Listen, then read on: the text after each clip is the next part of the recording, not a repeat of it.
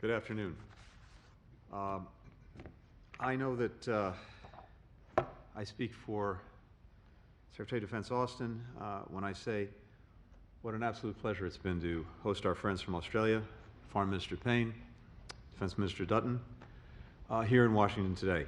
Today's ministerial consultations reinforce the breadth and depth of our relationship with our Australian ally. We will have a lot to cover, but I just want to start by saying that the alliance between our countries quite simply has never been stronger, and it's never been more important. This year marks the 70th anniversary of the signing of the AUKUS Treaty, which is the foundation of the security partnership that's been vital for our countries, for the Indo-Pacific region, and I would argue for the world. We also recently marked the 20th anniversary of 9/11, the only time the collective defense article of the AUKUS Treaty was formally invoked. That meant a great deal to us. We also remember how Australia's Parliament very swiftly passed a motion offering support for the United States after the 9/11 attacks. Simply put, we will always be deeply grateful for Australia's solidarity, for its friendship at one of the darkest moments in our history. In Afghanistan, Australian and American troops served side by side for 20 years as part of the NATO-led multinational missions. More than 40 Australians lost their lives as part of those missions. We'll never forget their courage and their sacrifice. And we'll continue to work together as we look to the future in Afghanistan to ensure that terrorist groups never again use it as a base for external operations that could threaten Australia, the United States, or our allies. Yesterday, President Biden announced a historic new chapter in our security partnership with Australia and the United Kingdom. It's called AUKUS, and it reflects our country's shared commitment to work together to safeguard peace and stability in the Indo-Pacific, now and in the future. Through AUKUS, we will significantly deepen our cooperation on a range of security and defense priorities, including by strengthening our joint capabilities and interoperability in a number of key areas: cyber, AI, quantum technologies, additional underseas capabilities. We'll also work to sustain and deepen information and technology sharing between our countries, and we'll foster a deeper integration of security and defense-related science, technology, industrial bases, and supply chains. The first initiative under AUKUS is our shared ambition to support Australia acquiring nuclear-powered submarines for the Royal Australian Navy. We're now embarking on a trilateral effort to identify the best way to deliver that capability. I want to emphasize that there is no regional divide separating the interests of our Atlantic and our Pacific partners. This partnership with Australia and the United Kingdom is a signal that we're committed to working with our allies and partners, including in Europe, to ensure a free and open Indo-Pacific. We welcome European countries playing an important role in the Indo-Pacific. We look forward to continued close cooperation with NATO, with the European Union, and others in this endeavor. France, in particular, is a vital partner on this and so many other issues, stretching back generations, and we want to find every opportunity to deepen our transatlantic cooperation in the Indo-Pacific and around the world. Our discussions today reflect how the alliance between Australia and the United States goes far beyond our military ties, deep and as important as they are. Our economic relationship is robust. The United States is proud to be the top foreign investor in Australia by far, and to be the top destination for Australia's foreign investment. We're connected by people-to-people ties stretching back generations and thriving today. Nearly 5,000 Australian students came to American universities in 2019, and more than 12,000 Americans studied in Australia, discovering for themselves Australia's great natural beauty, its multicultural society, and its easygoing friendliness. And beyond these bilateral ties, the partnership between our countries underpins stability and prosperity in the Indo-Pacific region as a whole. We share a commitment to democracy and the rule of law. We stand up for human rights and stand together against threats to democratic governance, including state-sponsored disinformation. We work together to help neighbors in the Indo-Pacific and to take on urgent global challenges. For example, we're working together both bilaterally and through the Quad and other global fora, to stop the COVID-19 pandemic. Today, we also discussed the urgent need to respond to the climate crisis by making significant progress in cutting emissions by the end of this decade. And our two countries together defend the international rules-based order that makes so much cooperation and shared progress among nations possible to begin with. The world saw China's aggressive response when Australia led calls for an inquiry into the origins of COVID-19. And Beijing has seen over the past months that Australia will not back down and that threats of economic retaliation and pressure simply will not work. I also want to reiterate what I've said before. The United States will not leave Australia alone on the field, or better yet, on the pitch, in the face of these pressure tactics. We've raised publicly and privately our serious concerns about Beijing's use of economic coercion against Australia. We've made it clear that actions like these targeting our allies will hinder improvements in our own relationship with the Chinese government. We welcome Australia's leadership in standing up for universal values that we seek to uphold and helping to shape an Indo-Pacific region where nations conduct themselves in ways that enhance stability, reinforce international law, including freedom of the seas, allow for unimpeded commerce, and respect the sovereignty of all countries. These past 70 years have proven that this is an unshakable alliance. We're deeply grateful for our friendship with Australia. We're eager to continue to work closely together for the next 70 years and beyond to ensure a bright and hopeful future for Australians, for Americans, for people across the region. So thank you so much again, Foreign Minister Payne, Defense Minister Dutton, for traveling here to Washington. We're looking forward to returning the favor and traveling to Australia as soon as we can, and to welcoming Prime Minister Morrison here next week when he meets with President Biden and the leaders of Japan and India for the Quad Security Dialogue. With that, Foreign Minister Payne. Thank you very much, Secretary Blinken. And to Secretary Blinken and Secretary Austin, thank you both for hosting the 31st AUSMIN consultations. May I also thank those many officials who have been toiling behind the scenes for some time now to prepare for a meeting of this consequence. It is a great pleasure to be here in Washington with our friends and colleagues to engage in the AUSMIN talks, and it's not possible without the work of officials that goes into it. 2 weeks ago, the sails of the iconic Sydney Opera House were lit up with the stars and stripes of the flag of the United States, marking 70 years since the signing of the ANZUS Treaty. And for those 70 years, our alliance has helped to safeguard our people and to enhance the security of our region. ANZUS, along with the other alliances the United States has in the Indo-Pacific and the many good friendships and partnerships of both our nations, have formed a bedrock of stability, enabling 7 decades of peace and economic growth. As we face a prolonged period of strategic competition in the Indo-Pacific, we are now expanding this network. The AUKUS Trilateral Security Partnership being the latest example of that. Indeed, Australia and the United States are continually identifying new ways to work together in our region according to our values and interests and in concert with existing and new partners.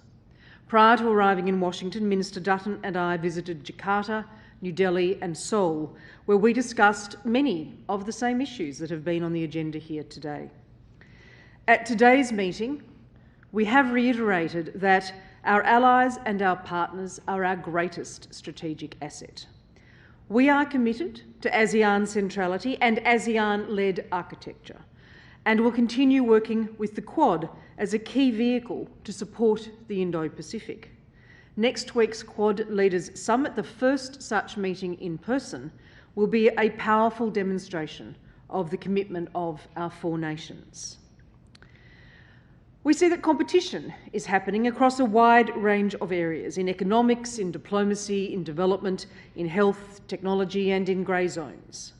Our alliance has long evolved beyond its initial status as a military pact, which means it is contemporary, it is well suited to cooperate on countering economic coercion, or supporting our region's response to COVID-19, as much as it is on those more traditional security challenges. Our approach stems from our fundamental values as liberal democracies, of which we are deeply proud, but it is inclusive. There is room for each nation to be itself within that regional framework that protects and respects sovereignty, that champions openness and resists unilateral assertiveness and breaches of international rules and norms. We're supporting that vision practically by ensuring that others in the region have confidence that there are options available. We are guided by the priorities of our partner countries as we support them in their recovery from COVID-19 through enhanced access to vaccines and strengthened health security infrastructure. Our question is, what do you need? Not, how can you serve our strategic interests? We also discussed working together to enhance cooperation on innovation and critical technologies, to advance the peaceful use of space through a space framework agreement, to counter malicious cyber activity, to build infrastructure to promote economic growth and independence, to combat dangerous disinformation, and to drive clean energy solutions that meet the world's climate targets. Our determination to combine our strengths in critical technologies to drive prosperity, to meet security challenges as well as to increase regional stability is well demonstrated by the AUKUS partnership, which will integrate our efforts across science, technology, industrial bases and supply chains. Today, we also discussed strategic competition. We discussed the competition of China at a number of levels that requires us to respond and to increase resilience. This does not mean that there are not constructive areas for engagement with China. Australia continues to seek dialogue with China without preconditions. Let me conclude by emphasising that United States leadership in the Indo-Pacific remains indispensable. We must compete in order to preserve and to shape the international order that has underpinned decades of prosperity and economic stability in the Indo-Pacific. Australia's message is that we are an ally that is looking for opportunities to work together across the region, alongside US leadership, to maintain, to improve security and prosperity for all. On Lloyd. Well, good afternoon, Minister Payne and Minister Dutton. Let me also thank you for coming all the way to Washington to join us. It's great to see you. Your presence here reflects the strength of what we're proud to call the unbreakable alliance. Our alignment on the most important strategic issues of the day attests to the enduring value of our partnership. And speaking of partners, I want to thank my friend and colleague, Secretary Blinken, for welcoming us all to the State Department. Tony, you've been a great host, and thanks for having us. As my colleagues have made clear, the United States and Australia share an enduring bond, united by our common values and common interests, and deepened through more than a century of shared battlefield sacrifice from the Somme to Afghanistan.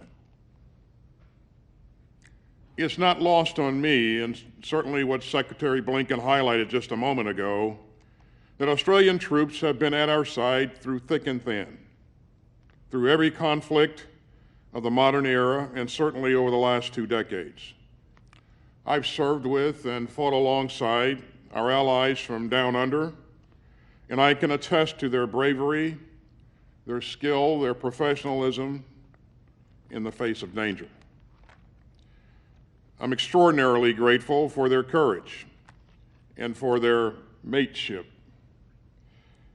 And here today, we still stand shoulder to shoulder as mates, ready to face the challenges and the opportunities of the future. And that's what this new trilateral security partnership between the US, the UK, and Australia is all about. And as Secretary Blinken noted, an important first step for AUKUS will be our efforts to help Australia acquire nuclear-powered submarines. This will significantly improve the Australian Navy's reach and defensive capabilities. It will also help to contribute to what I call integrated deterrence in the region. The ability for the United States military to work more effectively with our allies and partners in defense of our shared security interests. This morning, we had a robust discussion across the full range of those security interests to include terrorism, climate change, and the increasingly contested security environment in the Indo-Pacific. We spoke in detail about China's destabilizing activities and Beijing's efforts to coerce and intimidate other countries, contrary to established rules and norms. And while we seek a constructive, results-oriented relationship with the PRC, we will remain clear-eyed in our view of Beijing's efforts to undermine the established international order. Now, let me also take a moment to thank Australia for its continued support of the Marine Rotational Force, Darwin, which is completing its annual deployment despite the difficulties of COVID-19. I'm proud of the breadth and the depth of our alliance, and it's only getting stronger. Yesterday, Minister Dutton and I signed a statement of intent that will expand our efforts to co-develop advanced defense capabilities. And today, we endorse major force posture initiatives that will expand our access and presence in Australia. We agreed to take immediate steps to improve interoperability through deeper integration. And we reaffirmed our commitment to expanding multilateral efforts, especially with Japan, through the Trilateral Defense Ministers meeting, and also with India. And so, Minister Payne, Minister Dutton, thank you again for being here today and for a very productive couple of days. And I look forward to working closely with you as we deepen this alliance, and of course, I look forward to joining Secretary Blinken on a trip to Australia at the earliest possible opportunity. Thank you very much. Ladies and gentlemen, good afternoon. Thank you very much for being here. Firstly, my very sincere thanks to Secretary Blinken and to Secretary Austin for hosting what has been an incredibly successful and indeed historic AUSMIN. At a time when it has been difficult, of course, to meet in person, this meeting has offered us a great opportunity to build on our storied partnership, the most important relationship Australia has, bar none. And I'm grateful for the warm hospitality and welcome that we have received here in Washington. To be here in this year, at this time, is indeed a great honour. This year is the 70th anniversary of the signing of the AUKUS Treaty, and it's also now 20 years, as we well know, since the devastating September 11 terrorist attacks which changed this country, her allies and the world. Prime Minister John Howard at the time invoked the AUKUS Treaty for the first time in the wake of those dreadful attacks. Then, as now, Australia stands with the United States. 70 years on, our alliance is stronger and more important than ever. It stands as a pillar of security and stability in the Indo-Pacific, and it's a testament to our shared values and our commitment to a secure, prosperous and resilient Indo-Pacific. Yesterday's announcements that we have established an enhanced trilateral security relationship with the United Kingdom and the US, AUKUS, is further evidence of the strengths of these bonds and our commitment to protect shared values and promote security and prosperity in the Indo-Pacific region. Our discussion here today has reinforced our shared commitment to ensuring an alliance that is match fit to meet the strategic challenges ahead. It's through this lens that I'm proud to announce that Australia and the United States will be significantly enhancing our force posture cooperation, increasing interoperability and deepening alliance activities in the Indo-Pacific. This will include greater air cooperation through rotational deployments of all types of US military aircraft to Australia. We will also establish combined logistics, sustainment and capability for maintenance to support our enhanced activities, including logistics and sustainment capabilities for our submarines and surface combatants in Australia. These key activities will be complemented by conducting more bilateral exercises and greater combined exercise engagement with partners in the region. What makes Australia and the US so effective as alliance partners is the depth of our cooperation.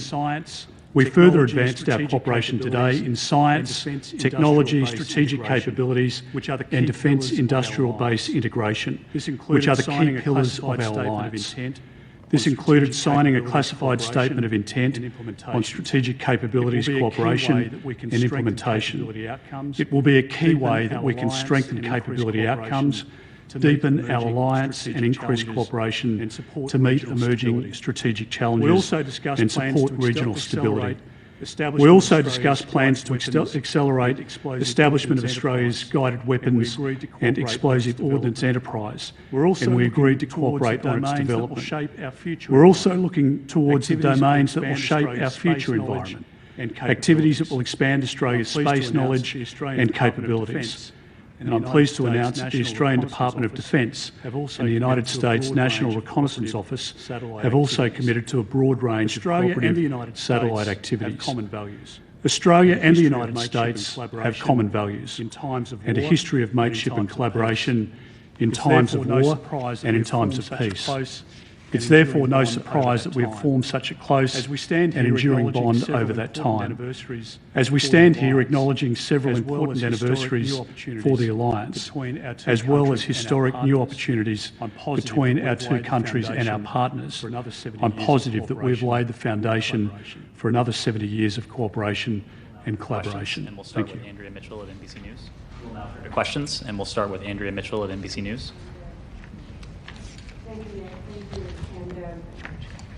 With your indulgence, I have the honor of representing all of my colleagues. With your indulgence, I have the honor of representing all of my colleagues. So I'm going to represent them today. Secretary Blinken, things that are on their mind as well. Secretary Blinken, you opened today talking about the strong alliance with France, but at NATO that America is back to all the Europeans. At NATO that America is back to all the Europeans. What do you say to an ally, France, that feels that this agreement today stabs them in the back by going and providing nuclear submarines to the Australians? For Secretary Austin, after 2 days of grueling testimony on the Hill, Secretary Blinken was grilled about questions that really involved Pentagon decisions and decisions by other agencies, such as the closing of Bagram, the intelligence assessments, the failure to train up the Afghan army as had been expected. Should the Pentagon also be held accountable for some of the failures in Afghanistan? And for both of you, after those NATO meetings in June, you heard very strong objections from Secretary Blinken to a total withdrawal. You came back, and according to the Woodward-Costa book, you revised some of your proposals and suggested a slower withdrawal, leaving a footprint, a smaller footprint. Secretary Austin, according to the book, you suggested a slower withdrawal, a gated proposal perhaps to provide room for negotiations with the Taliban. According to the book, you also had according to the book, you also had a deep analysis of a worst-case scenario where al-Qaeda would indeed reform and be able to eventually pose a threat to the homeland. So what does that say about the assessments and about the decisions that were eventually made to withdraw as you did, unilaterally without proper consultations, or at least in contradiction to what you heard at NATO in Brussels? And Secretary Austin, with your indulgence, this is our first opportunity to ask you to respond to those Republicans on the Hill, including, of course, the former president, demanding the firing of the chairman of the Joint Chiefs, General Milley. Thanks, Andrea. I'm happy to start. Thank you all very much. Thanks, Andrea. I'm happy to start and then hand it over to Lloyd. First of all, With regard to France, first of all, Andrea, as I noted, as the President said last night in announcing this initiative, we strongly welcome European countries playing an important role in the Indo-Pacific. We look forward to continued close cooperation with NATO, with the EU, and others in this endeavor. One of the hallmarks of the conversations that Lloyd and I both had over these many months in Europe, at NATO, as well as with the EU, has been their own increased focus and attention on the Indo-Pacific and the work that we can do together in that regard. And as I said, France in particular is a vital partner on this, on so many other things, stretching back a long, long time, but also stretching forward into the future, as we've discussed in depth in my many conversations with my French counterpart, President Biden with President Macron, including at the NATO summit, at the G7, and other places. And we want to find every opportunity now to deepen transatlantic cooperation in the Indo-Pacific and around the world. We've been in touch with French counterparts in the last 24, 48 hours to discuss AUKUS, including before the announcement. I'll leave it to our Australian partners to describe why they sought this new technology. But, as the President said, and I want to emphasize again, we cooperate incredibly closely with France on many shared priorities in the Indo-Pacific, but also beyond, around the world. We're going to continue to do so. We place fundamental value on that relationship, on that partnership, and we will carry it forward in the days ahead. With regard to Afghanistan, a couple of things. First, as Secretary of Defense noted as well, we both went very early, well before the President's decision on Afghanistan, to NATO to spend time with our NATO allies and other partners. To listen intently to them about their views on the way forward in Afghanistan, views that not only did we listen to very carefully, but we shared directly with President Biden, and they very much factored into our thinking and into the decisions he made in Afghanistan. Different allies had a variety of perspectives on the way forward. Some talked about a conditions-based withdrawal. That certainly came up in the conversations that we had. But each of them, to an ally, to a partner, recognized that had we chosen to stay beyond May 1st, or not to make clear by then that we were withdrawing pursuant to the agreement negotiated by the previous administration, an agreement that led to the Taliban not attacking our forces or allied or partner forces from the time of the agreement until the planned withdrawal on May 1st, and that led to it not attacking the major cities in Afghanistan. They knew and expressed to a partner that should we stay beyond May 1st or not make clear that we were in the process of leaving, that the attacks, not just on us, but on allies and partners would resume, that the offensive against Afghanistan cities, which we've seen in recent months, would commence, and that we would be faced with the decision of what to do about that, and that decision would have involved sending substantially more forces into Afghanistan, under fire, taking casualties for some indefinite length of time, and again with little prospect of doing more than perhaps restoring the stalemate that had been in place before. So when the President made his decision, we went back to NATO. And at that session, NATO immediately and unanimously endorsed the decision. We went in together, we agreed that we would leave together, and that's exactly what we proceeded to do. Andrea, with respect to testimony, as you probably know, I am scheduled to testify in front of the Senate Armed Services Committee on the 28th of this month, and then the House Armed Services Committee on the 29th of this month. And so I will appear, as Tony did, before my respective committee and have an opportunity to address some of the issues that you raised. On the issue of what's in the book with respect to my activities and Secretary Blinken's activities. I won't confirm or deny what's in the book because I've not read the book, but again, and so I won't comment on what's in the book. But what I will say, as Tony has just mentioned, that we followed a rigorous process where commanders and other players in the NSC establishment were able to provide their inputs. And with those inputs, the President made his decision. And then following that decision, as the Secretary of State has said, we went to NATO to engage our NATO allies. And then beyond that, once we laid the plan for retrograding our equipment and people, we synchronized that plan with our allies to make sure that we had everyone and everything accounted for.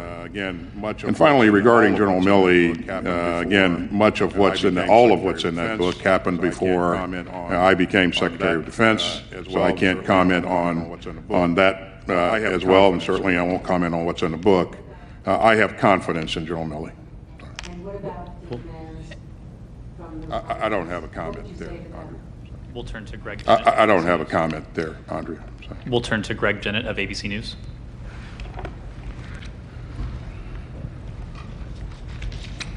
Good afternoon, and thank you for this opportunity. Also, good afternoon, and thank you for this opportunity. Also, on behalf of the colleagues. My questions is only two. Are primarily directed to the secretaries, but no doubt. Following on from yesterday's remarkable AUKUS submarine decision, and it goes to the principle of reciprocity. So Australia is going to get America's most valuable nuclear technology secrets to undertake this nuclear-powered submarine endeavour. Is it accepted broadly that with that comes now reciprocate with things requirement for Australia to reciprocate with things that it has previously been reluctant to do? Two possible examples that I'd be thinking of. De facto home porting nuclear infrastructure. Once Australia builds up nuclear infrastructure in places like HMAS Sterling on the west coast, for instance, intermediate range missiles hosted on Australian soil, considered before and rejected before. Just to follow up and sketch out further. The second question, just to follow up and sketch out further the enhanced force posture initiatives that have been endorsed today.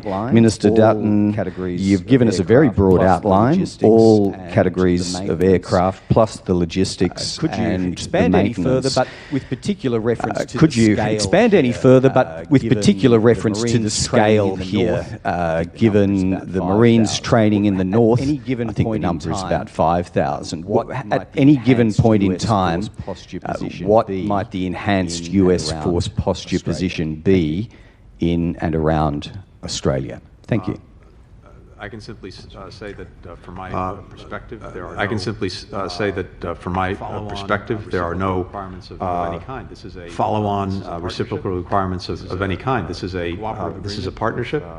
This is a cooperative agreement with us, with Australia, with the United Kingdom, and any future decisions on issues such as the ones you've mentioned are, of course, sovereign decisions for Australia to make. Quid pro quo mindset. Yeah, we certainly didn't go into this with a quid pro quo mindset, and we've not outlined any specific reciprocal requirements. Again, we look to strengthen a partnership that is already very strong. And Australia has been with us through thick and thin in a number of different, through a number of different challenges, and we look forward to building additional capability here, but also in some of the things that you mentioned earlier. Thank you for your... Greg, thank you for your question. A couple of points. One is that we have, as the Prime Minister and I and Maurice others have pointed out regularly in our meetings with the media, highlighted the fact that we see incredible uncertainty within the Indo-Pacific. It's formed the basis of much of our discussion here with our colleagues. Very significant uncertainty, and more so than any time since the Second World War. And we do believe it's in Australia's national security interest to deepen our relationship with the United States, with other partners, including through the Quad. ASEAN will always have primacy within the Asia-Pacific, but there's a collaboration between like-mindeds that want continued peace in our region. And from my perspective, Australia leads that pact. We want to make sure that peace prevails in the Indo-Pacific, and all of which we're doing as part of this discussion and many others that we've had in the preceding days and months before now, has all been designed to continue that peace in our region. So I do have an aspiration to make sure that we can increase the numbers of troops through the rotations. The air capability will be enhanced, our maritime capability enhanced, and certainly the force posture enhanced. And if that includes basing and includes the storage of different ordnances, I think that is in Australia's best interest, in our national interest at this point in time, and that's something that I'll be continuing to pursue, and we have in principle agreement around a number of issues related to this now as a result of these discussions. So I'm very grateful for the support of the United States in this regard. I'll just finish on this point, and I should have made it clear in my opening remarks. We are very, very grateful for the support of the United States in Afghanistan, for us to take out 4,100 people, and Maurice really led this work for us in Australia. The stories of young girls and young women within the 4,100, a very significant number within that 4,100, would not have found a new life of safety and a new life that they couldn't have imagined without the support of the United States. There is no other country in the world that could have held Kabul airport, and the US had 4,000 troops there, and the British forces 1,000. Without their efforts, so we wouldn't have been able to take out those 4,100 people. And I think, frankly, it's time for people to pause, reflect on that, and to acknowledge the sacrifice that's been made over a 20-year period. But for those 4,000 troops and the Brits to be there along with others, there are no European countries, no Asian countries, no Middle Eastern countries prepared to step up and provide that support. And as a country, we're very grateful for what the United States was able to do. Abraham Mashi of Air Force Magazine.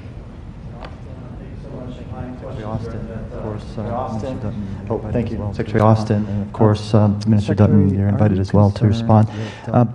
Secretary, are you concerned that this move, sharing this technology, raises tensions with China, as it appears it already has? And can you describe a little bit more detail the air and space cooperation with Australia, specifically things like joint hypersonics development, additional bomber rotations, air patrols and rotations? And there's been some allusion to force posture. Could you give some specifics, numbers, how soon we might see those increases? Thank you so much. So on the issue, on the issue of China, let me just emphasize up front that this agreement, this relationship is not aimed at anything or anyone. It's the intent here is to help improve our trilateral cooperation and our capabilities across the board. And the first step is to focus on helping Australia acquire a nuclear-powered submarine capability, and we're gonna work on that going forward. And that's pretty exciting. And it's exciting because it will provide Australia additional flexibility and capability that I think will be very, very beneficial to all of us going forward. But we will continue to explore many of the things that you just mentioned in terms of greater and more frequent engagement and our air capabilities, more training opportunities for our ground forces, and increasing our logistical footprint in Australia as well. And again, there are a number of things that we've worked together to outline, which I won't go into today, but this is a pretty exciting opportunity for us. Add very briefly. Well, I'll just add very briefly to that. This is not the first time that we've seen different outbursts from China in terms of Australia's position. We are a proud democracy in our region. We stand with our neighbours in the Indo-Pacific to ensure enduring peace, and this collaboration makes it a safer region. That's the reality, and no amount of propaganda can dismiss the facts. So if we look at the facts here, at the moment Australia has a regional superiority with our Collins-class submarines. They go into a life of type extension starting in 2026, and that will take them out to the 2040s, which means that we need an enduring capability with regional superiority beyond that. The clear advice to us from the Chief of Navy and the Chief of the Defence Force has been that a conventional diesel submarine was not going to provide us with the capability into the 2030s, the second half of the 2030s, 2040s and beyond, and that we needed a nuclear-powered submarine. And so we looked at what options were available to us. The French have a version which was not superior to that operated by the United States and the United Kingdom. And in the end, the decision that we have made is based on what is in the best interests of our national security and the prevailing security and peace within the Indo-Pacific. And therefore, it became a natural partnership with the UK and the US, our two oldest and most enduring partners and partnership alliance partners. So that's why we find ourselves here at this point. Just in terms of collaboration, both in air and in the other domains, I'll just point out that there's already, as we've seen recently in Operation Talisman Sabre, a great level of exchange, a great trust that's been established over conflicts and in peacetime as well with American counterparts, and that will continue. So across platforms, and we saw that evidenced in Talisman Sabre only a couple of months ago, and that will form the basis of us continuing to deepen that relationship. And as I say, that is in our national security interests and in the interests of our region as well. Our final question will go to Megan Palin of News Corp. Good afternoon. Thank you for allowing me to talk with you today on behalf. Good afternoon. Thank you for allowing me to talk with you today on behalf of my colleagues. The first question is for Secretary Blinken and/or Minister Dutton. Given China's response to the trilateral partnership, what's the messaging to the region, and should this deal serve as a warning of any sort? Just to reiterate what, I'm happy to start. Just to reiterate what Secretary Austin said, this is about enhancing our cooperation, our work together, ultimately about enhancing security and stability in the Indo-Pacific. It is not aimed at any country. It's certainly not aimed at holding anyone back. It is aimed, as in everything we do together on security, to upholding the rules-based international order that both Australia and the United States deeply believe in and will defend. That's what this is about. The other point to add to that is that I think Australia takes the other point to add to that is that Australia takes its sovereignty seriously, and we have a desire in our region to work with Indonesia, with India, with Vietnam, with South Korea, countries with whom we have very close relations, and they understand the values that we adhere to and that we've been consistently adhered to for a long period of time. We believe in the rules-based order, as Secretary Blinken points out, and I mean, our motivation, our posture has been consistent and unambiguous. We believe that millions of people within our region are living a better life today because we've endured peace largely since the Second World War, and we want that to continue.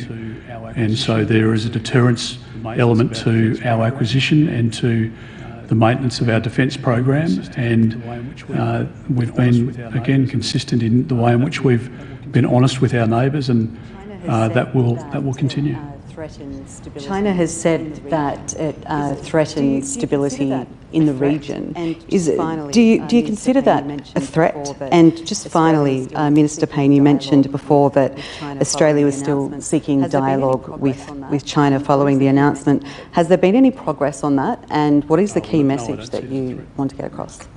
Well, no, I don't see it as a threat, Marissa. We've been very consistent in reiterating our desire to have constructive engagement with China, and we have consistently reiterated that we place great importance on the relationship. But as we engage with China, we'll always consider our own national interest, as any sovereign nation would, as the Minister for Defence has stated here today. We are open to dialogue. The Prime Minister said yesterday at his media conference in Australia, there is an open invitation for President Xi to discuss these and any other matters. That has always been there. The same goes for me, with my counterpart, with Minister Dutton, with his, Minister Tehan, for example, with his. Dialogue actually is helpful. Dialogue is constructive. Dialogue enables the airing of any differences, the ventilating of any concerns, and so we would continue to encourage that. I regret that it is consistently not taken up. It seems to me that mature actors would consider that in a constructive way. Thank you very much. Thank you all. That concludes the press conference. Thank you very much.